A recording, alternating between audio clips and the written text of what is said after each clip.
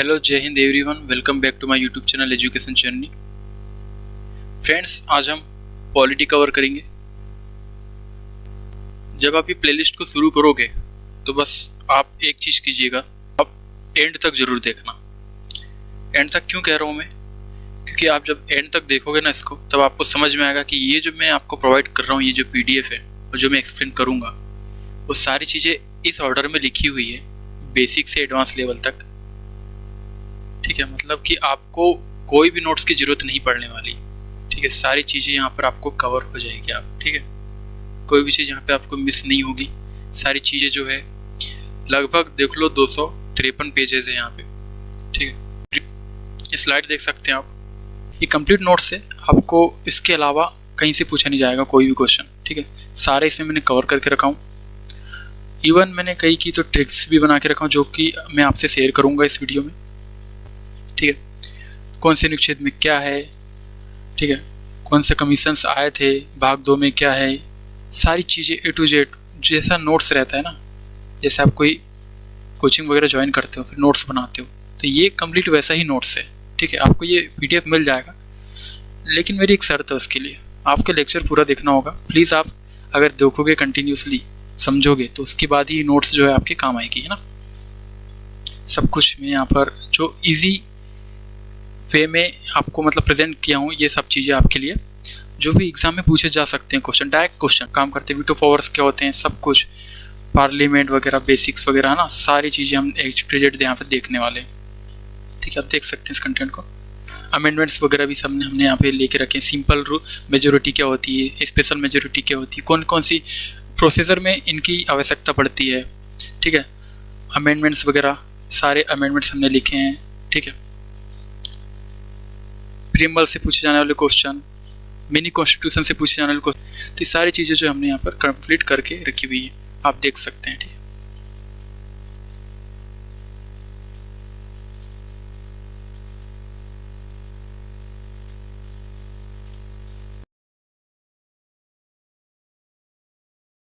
Money bill कौन represent करता है, ऑर्डिनरी बिल कैसे पास होता है। ठीक है, इमरजेंसी वगैरह के बारे में, इमरजेंसी कब आती है, तो ये कितने टाइप की होती है।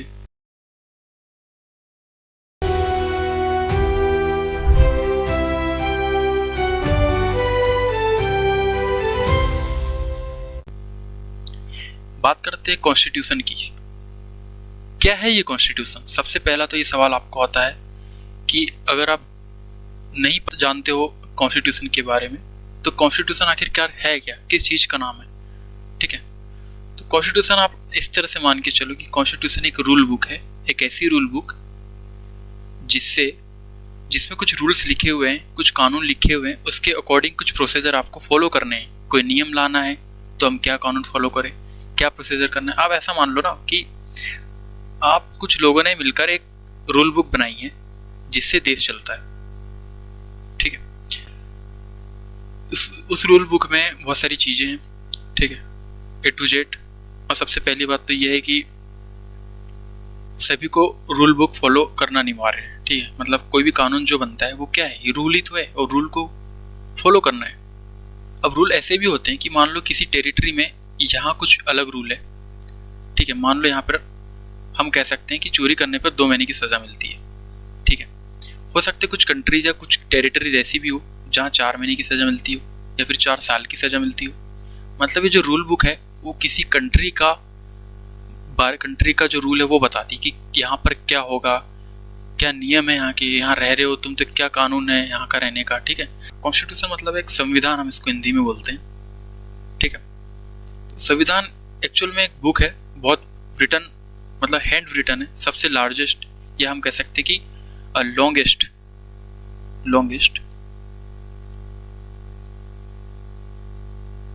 Hand written constitution. ठीक, कॉन्स्टिट्यूशन मतलब संविधान, उसके नियम कानून जो लिखे हुए हैं, जो बुक है वो सबसे लार्जेस्ट है, सबसे लॉन्गेस्ट है, क्योंकि ये हाथ से लिखी गई है। ठीक है, इंग्लिश में इसको लिखा है प्रेम बिहारी नारायण राधा ने, लिख देता हूँ यहाँ पे। ठीक है, इंग्लिश में किसने लिखा है इसको, हिंदी में भी लिखी गई है, दोनों लैंग्वेज में लिखी गई है। ठीक है, किसने लिखा है इंग्लिश में इसको, इसने लिखा है इंग्लिश में लिखा है प्रेम बिहारी। प्रेम बिहारी नारायण रायजादा। ठीक है। हिंदी में किसने लिखा है? हिंदी में लिखा है वसंत कृष्ण विद्या ने। वसंत कृष्ण विद्या। ठीक है। तो दोनों लैंग्वेज में लिखी है। वर्ड लॉन्गेस्ट कॉन्स्टिट्यूशन है।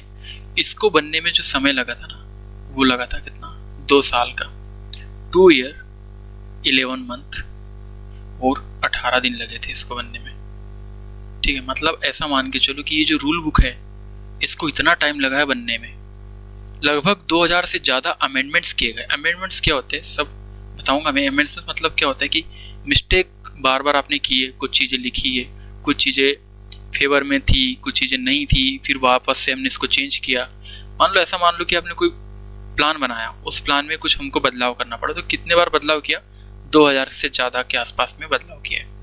उसको हम क्या बोलते हैं? अमेंडमेंट्स। ठीक है। तो स्टार्ट करते हैं। ये तो केवल मैंने बेसिक बताया। ठीक है। अभी हम यहाँ वापस से टॉपिक पे आते हैं। ठीक है। मेकिंग ऑफ कॉन्स्टिट्यूशन पे। मेकिंग ऑफ कॉन्स्टिट्यूशन, कॉन्स्टिट्यूशन कैसे बना? तो देखो सीधी बात करूंगा मैं, एग्जाम के पॉइंट ऑफ से जितना पूछ रहा है उतना ही जवाब दूंगा। तो क्या पॉइंट यहाँ पे आपको नोट करना है, या फिर नहीं भी करोगे तो पीडीएफ से आप नोट कर लीजिएगा। इसकी डिमांड करते हैं फर्स्ट, पहली बार एम.एन. रॉय। कब करते हैं? 1934 में। उसके बाद में आईएनसी यानी इंडियन नेशनल कांग्रेस, ये ऑफिशियल डिमांड करती है 1935 में। मतलब अगर आपसे पूछा जाए कि डिमांड पहली बार किसने किया, ठीक है, अगर ऑप्शन में एम.एन. रॉय नहीं है तो आप लगाओगे आंसर आईएनसी पे। अगर आपसे पूछा गया कि फर्स्ट आइडिया किसने दिया, तो आइडिया पे आपको आईएनसी क्लिक नहीं करना है, आपको करना है एम.एन. रॉय।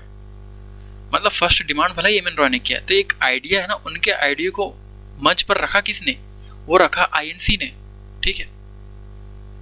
तो हम इस तरह से क्वेश्चन जो है टैकल करते हैं।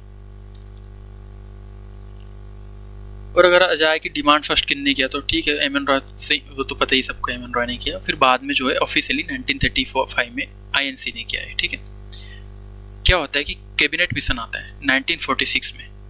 पैथिक लॉरेंस, दूसरा ये सर क्रिप्स एंड तीसरा रहता है एवी अलेक्जेंडर। ये 3 पर्सन रहते हैं। ठीक है। ये जो तीनों बंदे आते हैं कैबिनेट मिशन में, तो ये तीनों रहते हैं वाइट। और वाइट कैसे रहेंगे? मतलब ये जो तीनों बंदे हैं ये गोरे लोग हैं। ठीक है। इनमें से इसमें इंडियन जो है कोई भी नहीं है। ठीक है। तो इसको हम क्या कह सकते हैं? इसको हम कह सकते हैं व्हाइट कमेटी। तीनों ब्रिटिश थे और यहाँ पे क्यों आए? ठीक है। और इनका उद्देश्य क्या था कि इंडिया को एक कॉन्स्टिट्यूशन देना। आफ्टर वर्ल्ड वार सेकेंड की बात है, वर्ल्ड वार सेकेंड हो गया है। उसके बाद में इन लोगों ने बोला था, ब्रिटिशर्स ने, कि आपको आज़ाद कर देंगे हम। ठीक है। और लेकिन आज़ाद करने से पहले आपको एक रूल बुक बना के देंगे। आपको एक रूल बुक बना के देंगे, यानी कि आपको कॉन्स्टिट्यूशन बना के देंगे।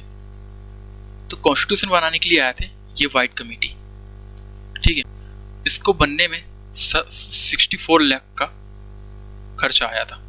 उस समय की बात बता रहा हूँ। 64 लाख बहुत बड़ी रकम होती है।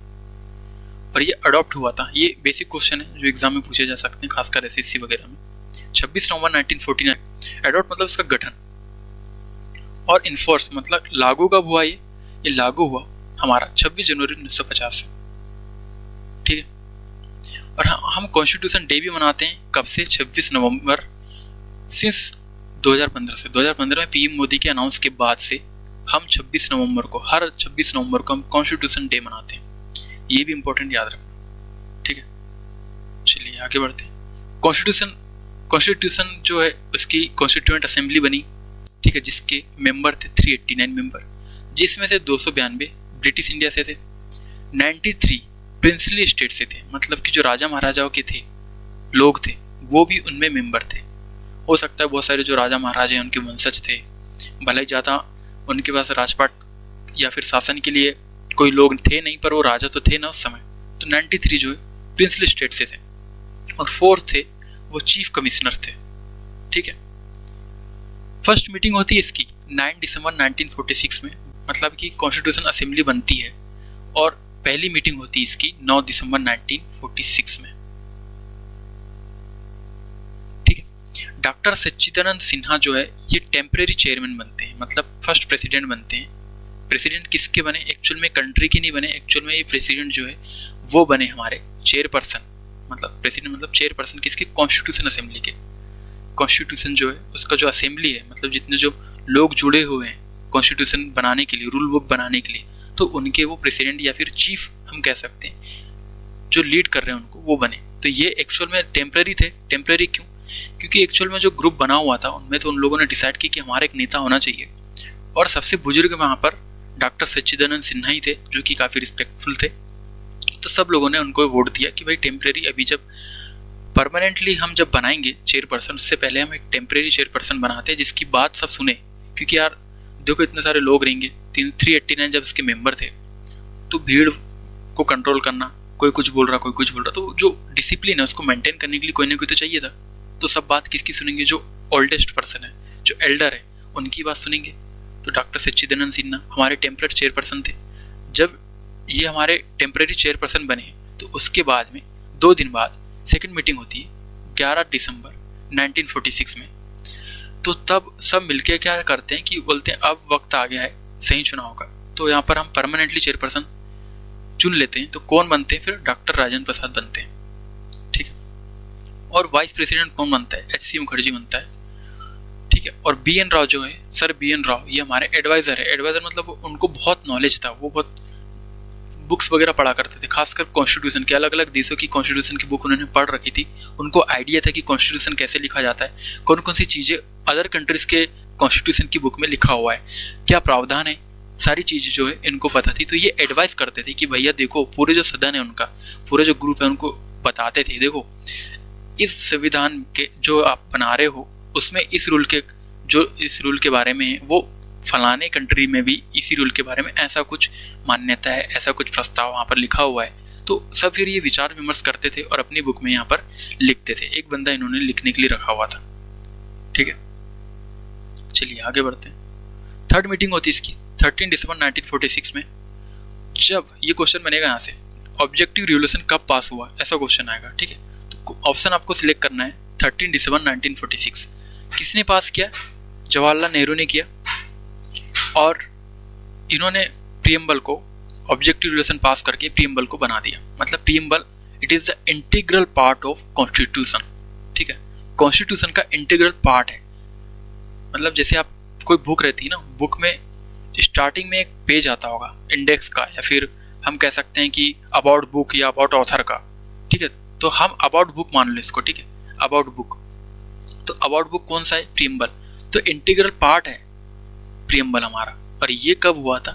22 जनवरी 1947 में ये इसको अपनाया गया एज अ प्रीएम्बल। ठीक है, 13 दिसंबर 1946 को नेहरू जी ने ऑब्जेक्टिव रिवोल्यूशन पास किया, और जो ऑब्जेक्टिव रिवोल्यूशन उन्होंने पास किया वो प्रीएम्बल बन गया। उन्होंने एक दिशा दिया कि भैया अबाउट बुक मतलब इस रूल बुक में क्या क्या चीज़ें होनी चाहिए। इंटीग्रिटी की, सॉवरेनिटी की बात कर रहा है, सेक्युलरिटी की बात कर रहा है, इंटीग्रिटी की बात कर रहा है। ठीक है, ये फ्रीडम की बात कर रहा है। हर चीज़ जो है वो यहाँ पर लिखी गई है। ठीक है, और यहाँ पे देखो फाइनल सिग्नेटरी जो है, फाइनल सिग्नेटरीज जो है, किन किन लोगों ने यहाँ पे सिग्नेचर किया? तो 284 मेंबर्स ने यहाँ पे सिग्नेचर किया। ठीक है, ये क्वेश्चन भी आता है। अब यहाँ पे आप देखोगे कि यहाँ जो मेंबर है 389 मेंबर है, लेकिन सिग्नेचर करने वाले कितने हैं यहाँ पे? केवल 284 मेंबर है। ऐसा क्यों हुआ? बहुत बड़ा सस्पेंस है। जब बुक लिख ली हो, पूरे रूल बन गए हैं, नीचे साइन होती है कि किस किस का यहाँ पे पार्टिसिपेशन था। ठीक है, तो भैया 389 पीपल थे, तो 284 साइन क्यों हुई? पहला क्वेश्चन तो आपके दिमाग में ये आना चाहिए। एक और क्वेश्चन आता है आपसे कि गांधी जी और मोहम्मद अली जिन्ना क्या ये कॉन्स्टिट्यूशन असेंबली के हिस्सा थे? क्योंकि ये फेमस पर्सनैलिटी है तो इससे रिलेटेड क्वेश्चन भी आते हैं। तो नहीं, गांधी जी और मोहम्मद अली जिन्ना दोनों भी कॉन्स्टिट्यूशन असेंबली के मेंबर नहीं थे, इतना ध्यान रखना। ठीक है, आगे बढ़ते हैं। Drafting and adaptation. अब यहाँ पर सबसे इम्पोर्टेंट काम क्या है? ड्राफ्ट करना। जब ये प्रोसेस चल रहा है कॉन्स्टिट्यूशन में, यहाँ इतने सारे लोग बैठे हुए हैं, अपनी अपनी बात रख रहे हैं कि देखो भैया ऐसा कानून लाते हैं, ऐसा नियम लाते हैं कि देखो एक प्रधानमंत्री होगा, देखो मेंबर ऑफ पार्लियामेंट होगा, वो ऐसा करेंगे, उसका टेनर हम ऐसा रखते हैं। तो हर चीज़ को ड्राफ्ट करना, लिखना बहुत मुश्किल काम होता है। किसी चीज़ में कौन से हिस्से में क्या लिखे जाए, कैसा लिखा जाए, तो उसके लिए ड्राफ्टिंग कमेटी बनाएंगे जिसके 7 मेंबर थे। यहाँ से डायरेक्ट क्वेश्चन आते हैं कि कितने मेंबर थे ड्राफ्टिंग कमेटी में? 7 मेंबर थे। ये भी क्वेश्चन आते हैं कि इसका चेयरपर्सन कौन थे? तो चेयरपर्सन कौन थे? Doctor BR Ambedkar. और इसीलिए इनको क्या कहा जाता है? इनको संविधान के पिता या जनक कहा जाता है, डॉक्टर BR अम्बेडकर को। ठीक है, ये काफी इंपॉर्टेंट है। हालांकि ये फर्स्ट लॉ मिनिस्टर भी है। फर्स्ट लॉ मिनिस्टर भी अगर क्वेश्चन पूछे तो आपको आंसर देना है doctor BR Ambedkar. Got it? आगे बढ़ते हैं। मैं धीरे धीरे ना परत खोल रहा हूँ इसकी, ठीक है, बेसिक से परत खोल रहा हूँ, बीच में आपको रिवीजन भी कराऊंगा मैं। ठीक है, अब देखते हैं जब कॉन्स्टिट्यूशन बनके तैयार हुआ कितना टाइम लगा? फिर से क्वेश्चन पूछ रहा हूँ, कितना टाइम लगा? टाइम लगा 2 साल 11 महीने 18 दिन। 2 साल 11 महीने 18 दिन, बिल्कुल याद कर लो। इंग्लिश में किसने लिखा? प्रेम बिहारी नारायण रायजादा ने लिखा है। हिंदी में किसने लिखा है? इसका जो ट्रांसलेशन वो वसंत कृष्ण विद्या ने लिखा है। ये वर्ड लॉन्गेस्ट कॉन्स्टिट्यूशन है, वो भी हैंड रिटन कॉन्स्टिट्यूशन। ठीक है, लॉन्गेस्ट है। ठीक है, इतना आपको ध्यान रखना। अब ध्यान दो, अब जिस तरह से किसी बुक में ना आपको इंडेक्स दी रहती है, ठीक है, सेम उसी तरह से जैसे इंडेक्स में आप लिखते हो कि पेज नंबर इसमें 1, पेज नंबर इसमें ये, फिर 2, फिर इसके बारे में 3, फिर इसके बारे में समथिंग, वैसे ही कुछ हमने आर्टिकल लिखे हुए। मतलब आर्टिकल नथिंग, बस ऐसा मान के चलो। ठीक है, मतलब ओरिजिनली जो है 395 आर्टिकल है। 395 आर्टिकल मतलब कि कुछ चीज़ें जो है पॉइंट वाइज जो चल रही है, 1 पॉइंट 2 पॉइंट, उसको पॉइंट ना बोल के हमने क्या बोल दिया? आर्टिकल 1, आर्टिकल 2, आर्टिकल 3, आर्टिकल 4, ऐसा इस तरह से हम इसको बोल देते हैं। ठीक है, एक और क्वेश्चन यहाँ से आपको बनता है कि देखो भाई जो आर्टिकल है वो कहाँ से लिया गया? मतलब जो आर्टिकल शब्द है, ये आर्टिकल हमने कहाँ से लिया? ये कहाँ से लिया हमने? ये हमने जापान से लिया। ठीक है, ये भी आपको ध्यान रखना है। अब इसमें 22 पार्ट है। 22 पार्ट मतलब आप जैसे मान लो आप किसी कॉपी बनाते हो, कोई भी कॉपी, तो उसके पार्ट बना लेते हो। मतलब मान लो एक कोई कॉपी है आपकी, ठीक है, तो बीच मान लो बहुत मोटी कॉपी है, ठीक है, तो इतना पार्ट आप A पार्ट बना लोगे, इतना पार्ट B पार्ट बना लोगे, इतना पार्ट C बना लोगे। हिंदी इसकी यहाँ पे आप हिंदी लिखते हो फेयर कॉपी में, ठीक है, यहाँ इंग्लिश में लिखोगे, यहाँ पे सोशल साइंस कुछ भी लिख देते हो ना आप। मान लो कॉपी की कमी पड़ जाती है आपका, सेम वैसे ही ऐसा मान लो कि इसको पार्ट्स में डिवाइड किया गया ताकि पूरा स्ट्रक्चर जो है अगर हम ढूंढे वापस से तो हमको अच्छे से स्ट्रक्चर तरीके से लिखेंगे तो हर चीज़ आपको जैसी की वैसी मिलने वाली है। ठीक है, अब मान लो मैंने कोई चीज़ें जो है वो स्टार्टिंग में रखी, ठीक है, मतलब मान लो कोई मैंने प्रोसीजर ही लिखा या फिर कोई भी प्रोसेस लिखी या फिर कह सकते हो केवल इंट्रोडक्शन लिखा मैंने किसी चीज़ का, तो मान लो मैंने इसी में लिख दिया, ठीक है, बी में लिख दिया, तो मुझे पता है कि मैंने बी में लिखा हूँ, ठीक है, तो मैं बी में ही ढूंढूंगा ना, उसको ए में क्यों ढूंढूंगा? तो वो हर चीज़ को अच्छे से इस्टेब्लिश मतलब कह सकते मेंटेन करके सिस्टमेटिक तरीके से लिखे हैं, इसलिए उनको पार्ट्स में डिवाइड करना पड़ा। ठीक है, पार्ट्स। तो कितने पार्ट्स थे ओरिजिनली, ये क्वेश्चन पूछेगा। ओरिजिनली 395 आर्टिकल्स थे, 22 पार्ट्स थे और 8 शेड्यूल्स थे। ठीक है, बस ऐसे याद करो 8 शेड्यूल्स थे। लेकिन अब 448 आर्टिकल है। अब आप सोचेंगे ऐसा क्यों हुआ, 448 आर्टिकल क्यों हुआ?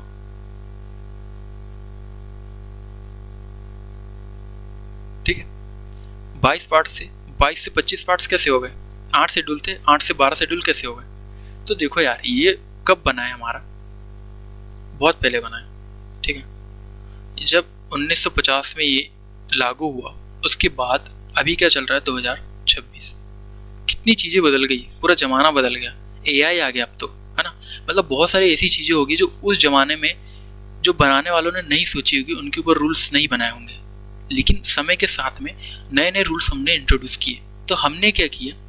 हमने कुछ नहीं किया, बस हमने उसको अमेंड कर दिया। अमेंड मतलब कि हमने उसको इंट्रोड्यूस कर दिया किसी आर्टिकल के बीच में। तो कोई भी जैसे 51 आर्टिकल है तो हमने 51A बना दिया, 21 आर्टिकल है तो हमने 21A कर दिया, 21B कर दिया, इस तरह से मतलब ABCD ऐड करके हमने इसको ऐड कर दिया ताकि वो सिस्टमेटिक भी रहे और उसी में वो इंक्लूड भी रहे।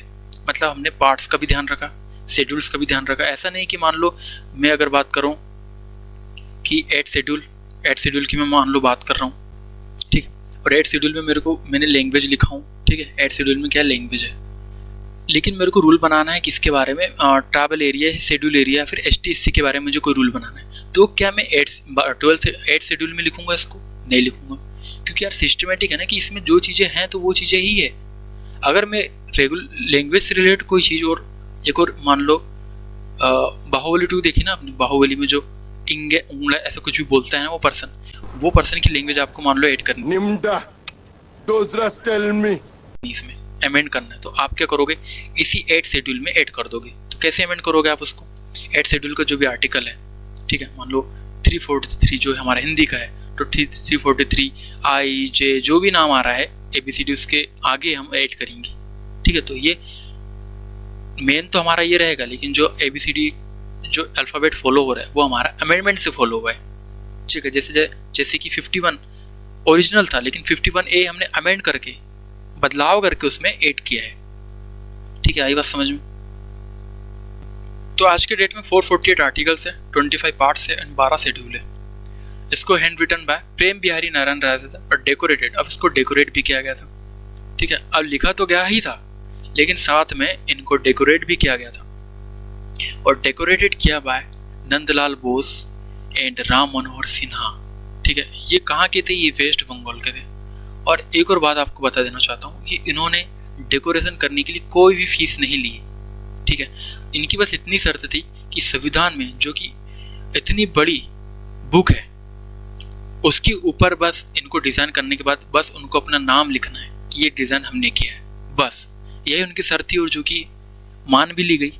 और हर पेज में जो है इनकी डेकोरेशन आपको देखने को मिल जाएगी, अलग अलग चित्र वगैरह, चित्रकारी वगैरह ओरिजिनल कॉन्स्टिट्यूशन में वो आपको देखने को मिल जाएगी, ठीक है।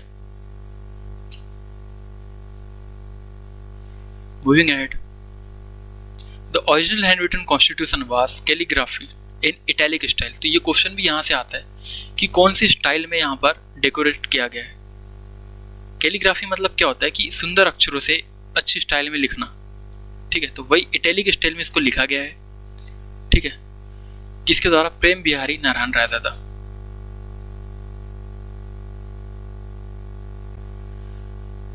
देखो यहाँ पे तो ओरिजिनल कॉपीज मतलब जो इसकी ओरिजिनल कॉपी जो लिखी गई है, जो कि किस में लिखी गई है? बोथ हिंदी एंड इंग्लिश में, वो स्टोर्ड है अभी भी कहाँ पे? Special helium field case in library of parliament of India. तो ये क्वेश्चन भी यहाँ से आएगा, ठीक है। वन लाइनर सारे क्वेश्चन मैं आपको बता रहा हूँ। क्वेश्चन आपसे पूछेगा कि जो ओरिजिनल हमारा कॉन्स्टिट्यूशन है वो कहाँ पे रखा गया है, तो आपका जवाब क्या होगा? वो आपका जवाब होगा कि ये जो है कहाँ रखा गया है? The library of parliament of India, ठीक है। तो एक हीलियम फील्ड केस में है, मतलब एक बॉक्स है जिसमें हीलियम गैस भरी है, और यहाँ पर हमारी जो बुक है वो सुरक्षित है, ठीक है। हैंड रिटन बुक इसलिए सुरक्षित है क्योंकि हीलियम जो बॉक्स है, हीलियम गैस इसको पेजेस को प्रिजर्व करके रखती है, इसीलिए, ठीक है। आगे बढ़ते हैं। The art work and decoration on the pages were done by artist like Ram Manohar Sinha and Nandlal Bose. तो जैसे इस तरह की जो ड्राइंग है, या फिर इस तरह की तो नहीं, जैसे हाथी वगैरह की है, एलिफेंट वगैरह है। एक और चीज़ याद आया मुझे, एलिफेंट वाज यूज्ड, ठीक है, एलिफेंट यूज किया गया था as symbol of constitution assembly.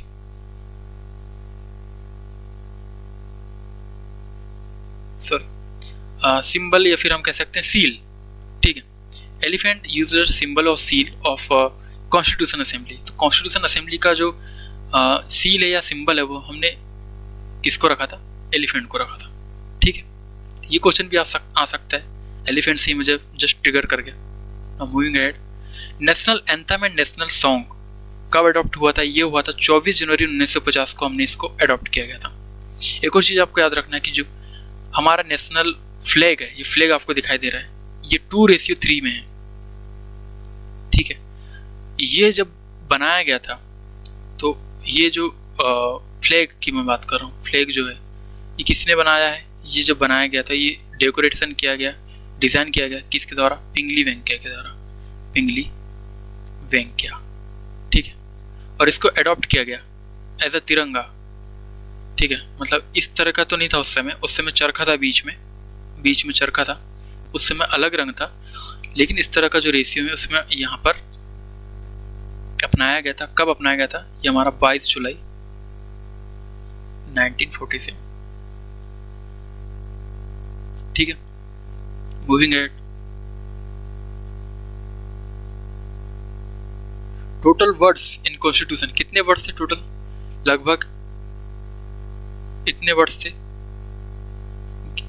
1,17,369, ठीक है। आफ्टर कॉन्स्टिट्यूशन ड्राफ्ट लगभग 2000 अमेंडमेंट्स किए गए, मतलब 2000 के आसपास यहाँ पर बदलाव किए गए।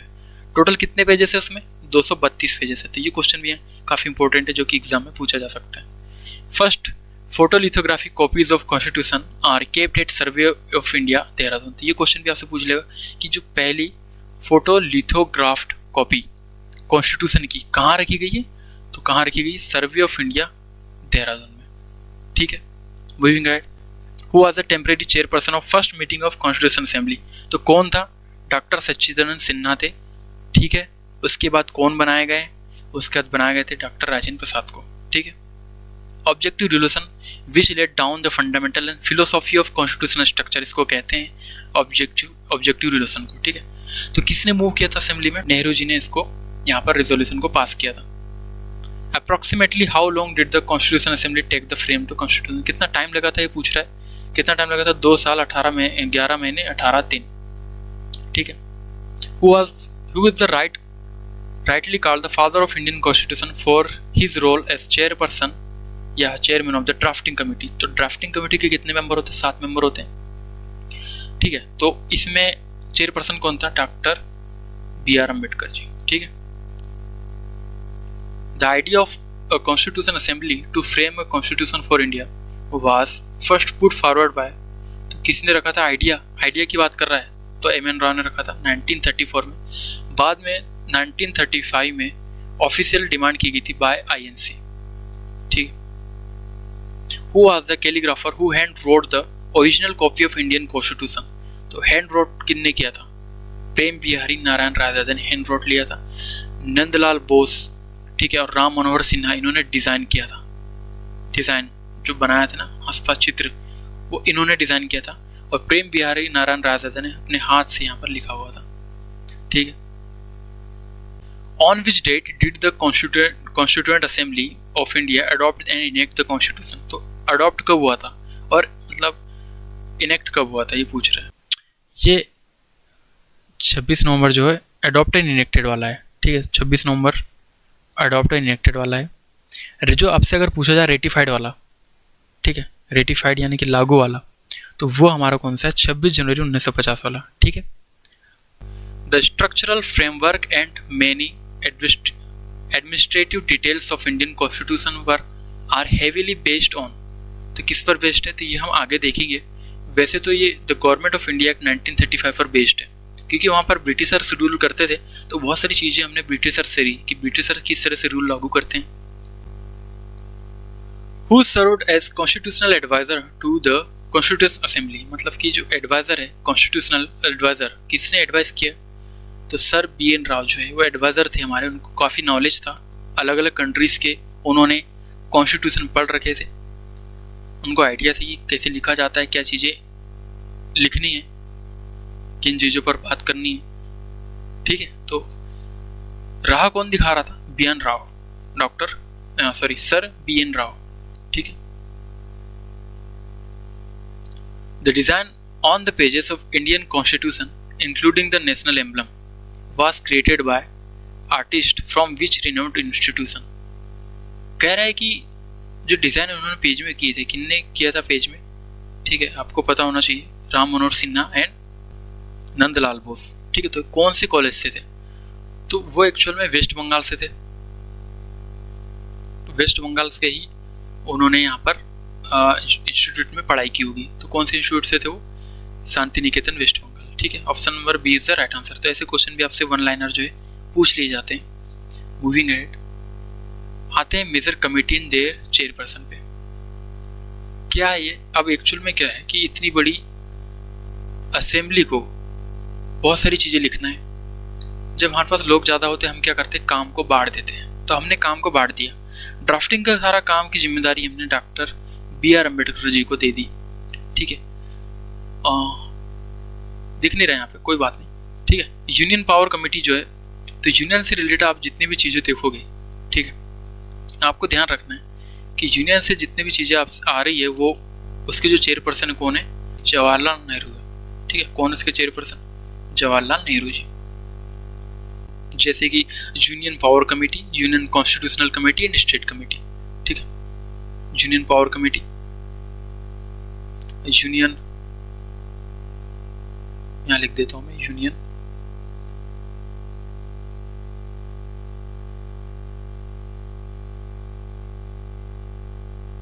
Constitution committee. ठीक है, और यहाँ पे एक और चीज लिख लो आप, स्टेट कमेटी जो है हमारी, उसकी भी जो हेड है, मतलब उसके जो भी चेयरपर्सन है कौन है, जवाहरलाल नेहरू जी। ठीक है, provisional constitution committee on fundamental rights minority and tribal and executive excluded area, तो उसके लिए जो है हमारे सरदार वल्लभ भाई पटेल जो है, लौह पुरुष, हमारे आयरन मैन इनको कहा जाता है। ये क्वेश्चन भी आता है, आयरन मैन किसे कहा जाता है, सरदार वल्लभ भाई पटेल को fundamental rights minorities and tribal and excluded area के चेयरपर्सन है ये। ठीक है, इन्होंने पूरी जिम्मेदारी ली थी, उन्हीं के लिए सारे हितों की बातें लिखी जाए। ठीक है, इस तरह की सारी जो चीजें लिखी थी। चलिए आगे बढ़ते हैं। Steering committee, doctor Rajendra Prasad इनके हेड थे। Committee on rule of procedure, तो doctor Rajendra Prasad. State committee for negotiating with state, Jawaharlal Nehru. ठीक है, sub committee fundamental rights sub committee, JB Kripalani. Minorities sub committee हमारे एच.सी. मुखर्जी। ठीक है, तो हमारे जो एच.सी. मुखर्जी है वो माइनॉरिटी सब कमेटी के हैं, और फंडामेंटल सब कमेटी जो है जेबी कृपलानी इनके चेयरपर्सन है। तो कंफ्यूज मत होना, फंडामेंटल की सब कमेटी जेबी कृपलानी और फंडामेंटल राइट्स के जो है मेन जो है एक्चुअल में सरदार वल्लभ भाई पटेल है। ठीक है, और जो जेबी कृपलानी जी है यहाँ पर ये सब कमेटी है। ठीक है, छोटी कमेटी के चेयरपर्सन है। ठीक, आगे बढ़ते हैं। North east frontier travel area and Assam and excluded and partially excluded area sub committee, ये जो इसके चेयरपर्सन है वो गोपीनाथ बारडोली है। ठीक है, इनको ही देखना था कि नॉर्थ ईस्ट में ये लोग ना छूट जाए, इनके बारे में कुछ लिखा जाए, इनसे रिलेटेड रूल्स लिखा जाए। ठीक है, क्योंकि वो उस समय काफी इंपॉर्टेंट एरिया था, बॉर्डर एरिया। ठीक है, मूविंग अहेड।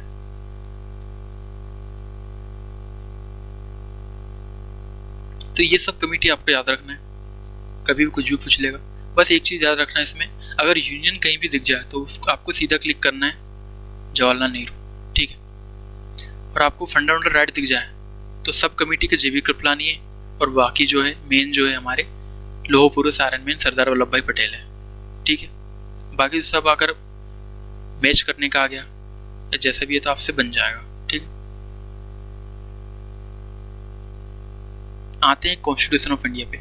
ये है प्रीएम्बल, जिन्होंने जिसका रिजोल्यूशन पास किया था बाय जवाहरलाल नेहरू। ठीक है, क्या लिखा है यहाँ पे, we the people of India having solemnly resolve the constitution constitute India into a sovereign, socialist, secular, democratic republic, and to secure to all its citizens justice of social, justice of economic, and justice of political। तो ये question भी यहाँ से आता है कि constitution में justice किस किस चीज़ों का जस्टिस है, तो social justice, economic justice and political justice. ठीक है, लिबर्टी किस किस चीज़ें की लिबर्टी अपने हमारे पास, liberty of thoughts, expressions, belief, faith and worship का हमारे पास लिबर्टी है।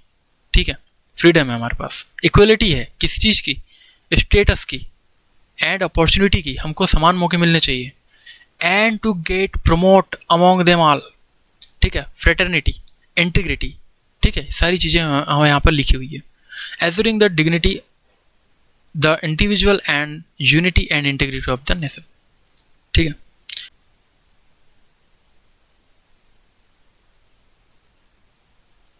ठीक है। तो सोर्स ऑफ अथॉरिटी क्या है?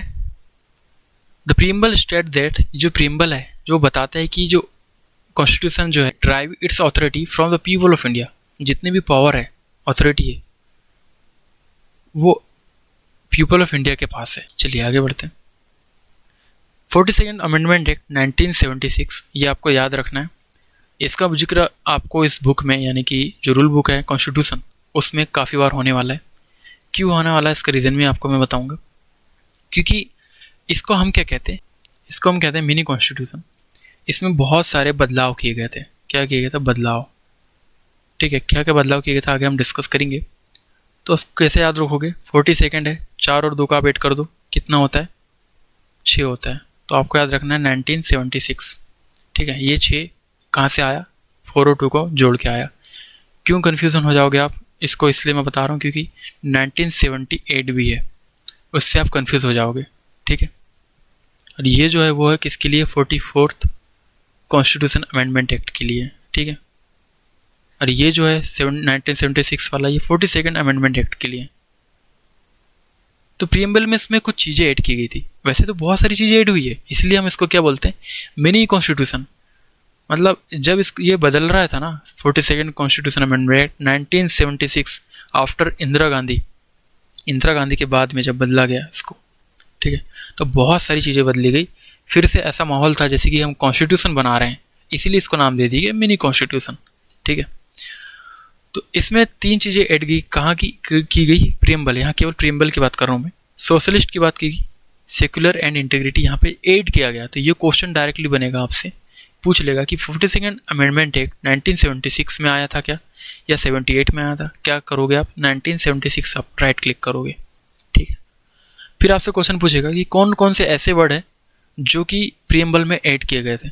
तो सोशलिस्ट, सेक्युलर एंड इंटीग्रिटी, इसको ऐड किया गया था। प्रीएम्बल की बात करूं केवल। ठीक है, पूरा कॉन्स्टिट्यूशन तो अभी बहुत बाकी है। चलिए की ऑब्जेक्टिव्स देख लेते हैं। The preamble outlines the objective of the constitution justice, liberty, equality and fraternity. ठीक है, idea of justice, social, economic and political justice की बात कर रहा है। ठीक है, जस्टिस की बात भी कर रहा है। हमने देखा ना अभी, ये प्रीएम्बल में देखा ना हमने, कौन कौन सी जस्टिस की बात कर रहा है वो? Social justice, economic and political justice. ठीक है, in the preamble was inspired by the Russian constitution. तो रशिया का जो कॉन्स्टिट्यूशन है वहां से वो चीजें ली गई है, हमने ली है आइडिया ऑफ जस्टिस।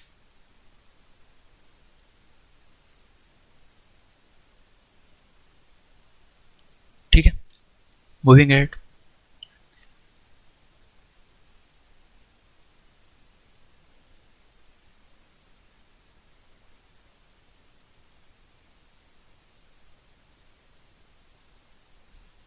प्रीएम्बल से क्या क्या पूछा जा सकता है?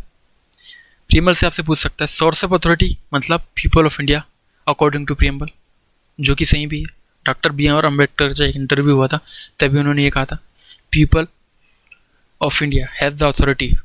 ठीक है, हमको इसमें कुछ ऑब्जेक्टिव्स है। ऑब्जेक्टिव कौन कौन से? Justice, liberty, equality and fraternity. Second constitution amendment 1976, इसमें हमने क्या ऐड किया था? Socialist, secular, integrity. Idea of justice हमने कहाँ से लिया था? USSR, यानी कि रशिया का जो कॉन्स्टिट्यूशन है उससे लिया था। अब इसके आगे हम कल पढ़ते हैं।